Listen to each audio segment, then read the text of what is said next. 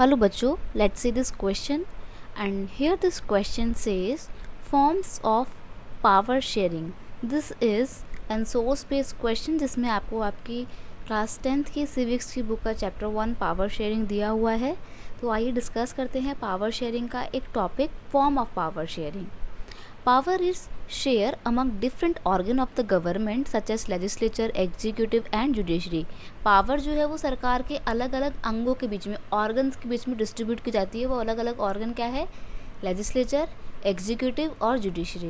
Let us call this horizontal distribution of power sharing.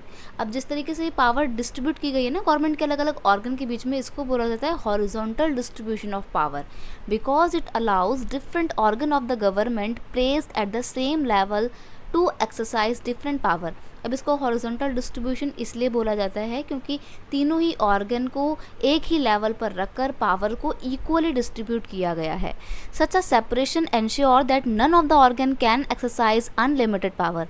और ये जो सेपरेशन किया गया है पावर का इन तीनों ऑर्गन के बीच में, वो इस तरीके से किया गया है कि कोई भी एक ऑर्गन अपनी पावर को गलत तरीके से यूज़ नहीं कर सकता। सबको इक्वल पावर मिली है और तीनों ही इक्वल तरीके से अपनी पावर को लिमिट में रहकर यूज़ करेंगे।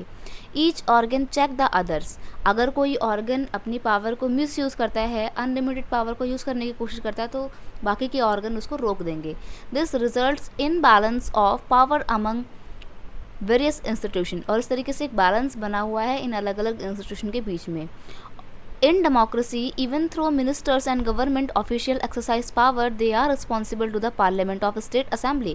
अब देखो इंडिया में अगर हम बात करें डेमोक्रेटिक कंट्री की, जैसे कि इंडिया है, यहाँ पर मिनिस्टर हैं, गवर्नमेंट ऑफिशियल्स यानी कि अधिकारी वगैरह हैं, इनके पास में बहुत सी पावर होती हैं, लेकिन ये अपनी पावर को यूज़ करने के लिए किसके प्रति रिस्पॉन्सिबल होते हैं? पार्लियामेंट के प्रति जवाबदेही होते हैं।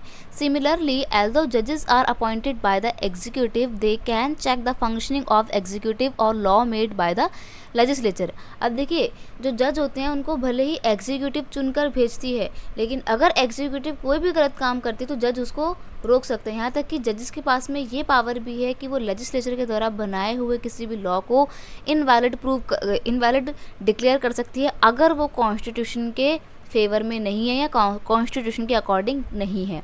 This arrangement is called the system of check and balance. जो पावर डिस्ट्रीब्यूशन का आपने पूरा सिस्टम देखा जिसमें तीनों ऑर्गन के बीच में इक्वली पावर डिस्ट्रीब्यूट की गई है, तीनों को एक ही लेवल पे रखा गया है।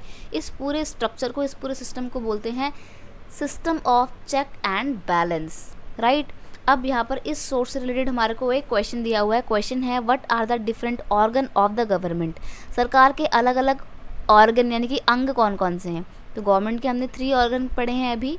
लेजिस्लेचर जो कि लॉ बनाने का काम करता है, एग्जीक्यूटिव जो कि उन लॉज को इम्प्लीमेंट करता है, और जुडिशरी जो चेक करता है कि जो भी लॉ बनाए गए हैं लोग उसको ठीक ढंग से फॉलो कर रहे हैं, नहीं कर रहे हैं, और अगर नहीं कर रहे हैं तो उनको पनिशमेंट देने का काम करता है जुडिशरी। तो these 3 are the different organ of the government. I hope you understood it well. Best of luck. Thank you so much.